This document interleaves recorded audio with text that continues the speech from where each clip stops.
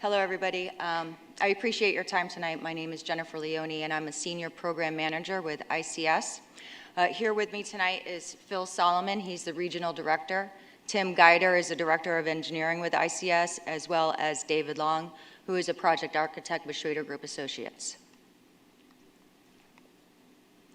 So we are here tonight because next Monday you guys are being asked to approve Phase 2 of the Spring City Elementary School renovation and addition project. What I'd like to do tonight is review our project approval process, discuss the design process to date, have Dave share some of the conceptual plans and renderings.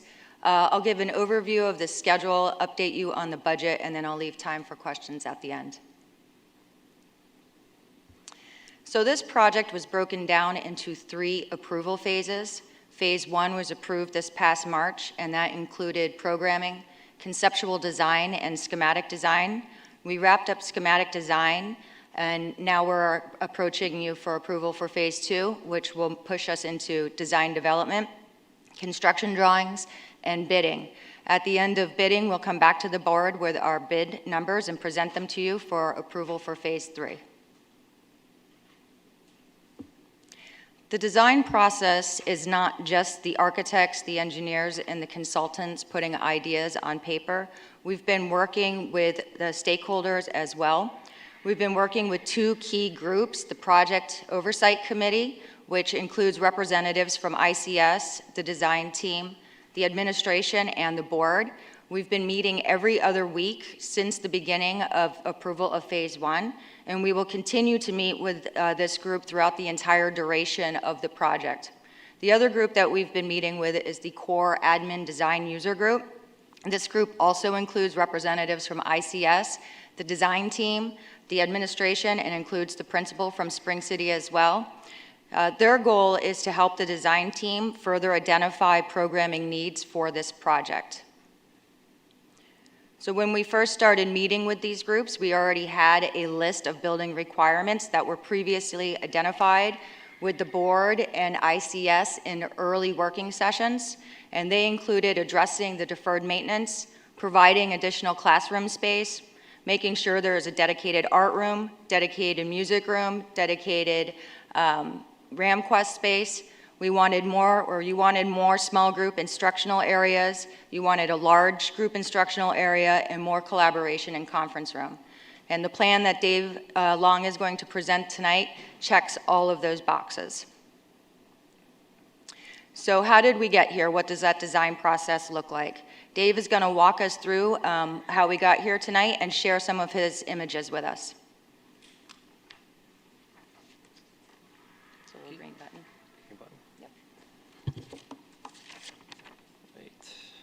Hello, everyone. So Schrader Group was brought onto the team in late spring, and we immediately began the planning process then. After a kickoff meeting with the Project Oversight Committee, we guided the core design group through tours of several of our recent renovation and addition projects. And we've also provided links to the virtual tours of our other new construction elementary schools.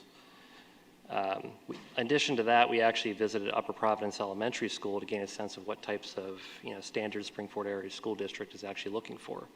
During this tour, we were able to see kinds of finishes that were expected to be included in the project.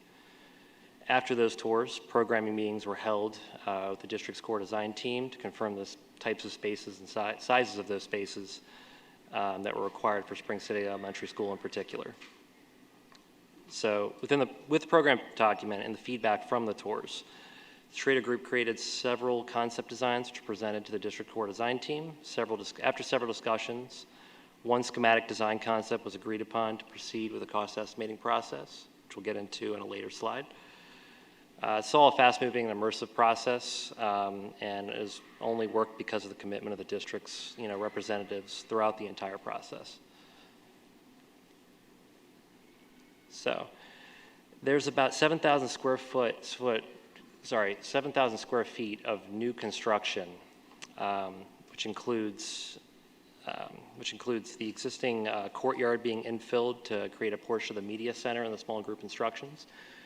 A new addition to the bottom of the screen there, which includes 4 new classrooms, and a small addition to the administration area so that we can actually right-size that space for the new nurses suite and the new administration offices. In addition, we added, additional features to, increase the curb appeal and aesthetic of that location. So the additions are only a part of the project. Ultimately, the existing spaces are all going to be renovated, so this is going to look like a completely new building. This will include renovations to the existing classrooms, the kitchen, and the cafeteria space. We're going to separate the art and the music room as stated in the previous slide. We're also creating an LGI space in the center there, which is a large group instruction space. And it's directly adjacent to the media center and the RamQuest space. And this creates a core that can be used as a flexible space to support both of those programs. So as stated on the previous slide, this is a look at the potential of that new RamQuest core space. And the point of this slide is to show the design of the new roof, which we're popping up and providing clear stories around to flood that space with natural light, which wouldn't get it otherwise because it's at the center of the building. So Spring City's current main entrance is also updated to create a focal point for the building. And this schematic design, we're proposing to create a more visible entry piece. Feels welcoming and inviting for the students, staff, and visitors. In addition, to the left there's an entry canopy that guides students, visitors from the new parent drop-off lane and visitor parking lot to the front door. Adding glass to the administration suite also helps administrators see who's coming and going from the building. In the background, you can see those added clear stories to the right of the picture there and that RamQuest core space. And we actually carried that concept forward to the new lobby space as well, where the vestibule is only about 8 feet tall, but the glazing, pops up higher to, again, flood that lobby with more natural light. And that was it. Thank you.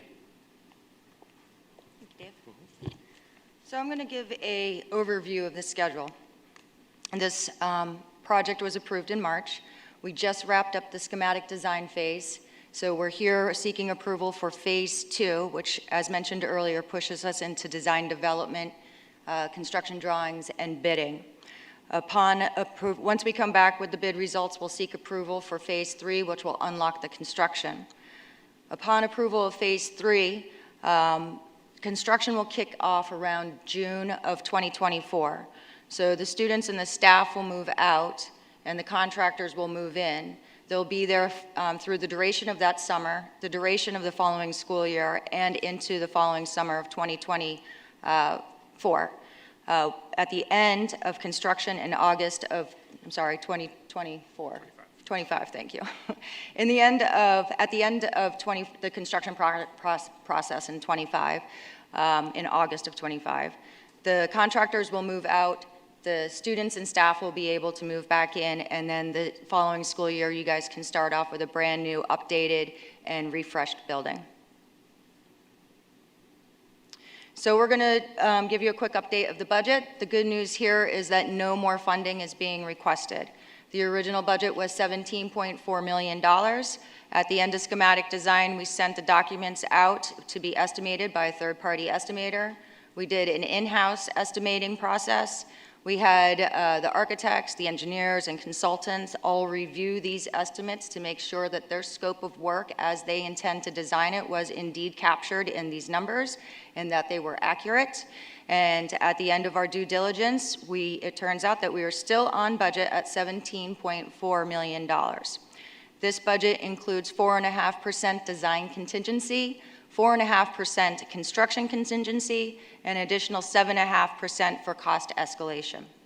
In addition to that, during our design process, it was discovered that the Spring City sits in a energy community center, which could unlock further funding for the project through an IRA, Inflation Reduction Act credit.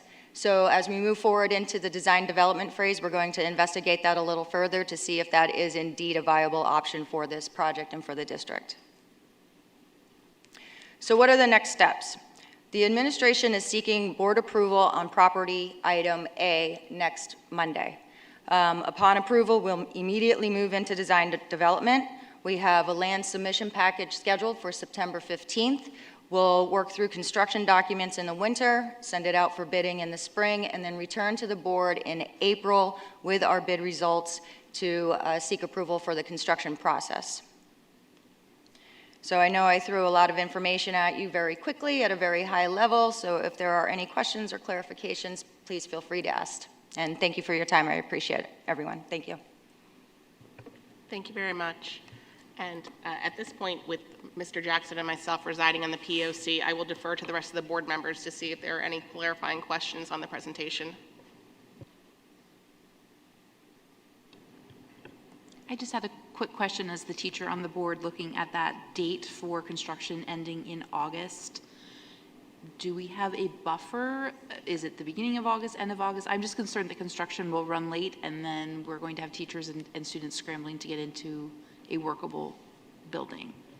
Yeah, there is a buffer, and then we would work with, obviously, the operations people to make sure everything is cleaned and final cleaned and ready for move-in. So it's not like we're going to end the day before school starts. We have a planned start there. So good point, but definitely something we're thinking about. Thank you, Dr. Motzer. Any other questions? I have one, and thank you for the presentation, Jen. Simply outstanding. To follow up on the Dr. Motzer's question, we are on a very tight schedule. I'm very comfortable with the schedule. I sit on the board, but I also live in this world, so I'm very comfortable with the schedule that they have here and the items and the potential scenarios we've looked at for this. The only item I really have here is next week is important, and the way we set this up, it's in 3 phases. So everyone can look at it, they can evaluate it, it's not a lump sum. So everyone has the opportunity to ask their questions.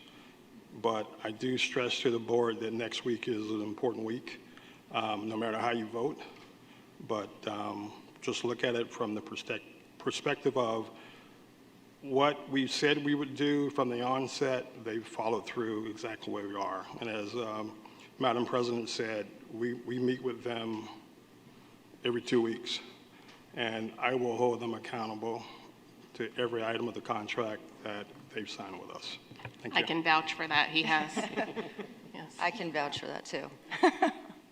And I will just say that, coming to the end of phase 1 and seeing that, schematic design and knowing how many different schools you went to go visit, I am very excited. I know that there was a comment made earlier with regards to, making sure that we're capturing, the ability to facilitate small group instruction and have enough classrooms and really bring Spring City up to parity with the rest of our elementary schools. Yep. The fact that it has not had a dedicated music room and art room like the rest of our elementary schools is simply shocking to me when we started this process. So I'm glad to see that a lot of the requirements that were asked, you really went through and checked the box. So thank you for that. Yep. Mrs. Harmons, I have a question. And thank you very much for this. I just wanted to make sure that we are complying with the safety, with school safety as far as, and I don't know whether Chief Boyer is someone who should be consulted with emergency vehicle access to buildings, safety you're glass absolutely and correct. everything, but Yep. because schools buildings are unique in that. So to your point, I talked about the first 2 key working groups that we've been engaged with, but there will be more user groups. One of those is security and IT and all the other special interests within Spring City. So we will be pulling opinions and working with everybody to make sure that safety is definitely incorporated into the program. Yep, thank you, because safety of our students is paramount and our staff. Thank you. Any other comments or questions for our presenters? Okay. Thank you very much. Thank you. Thank you.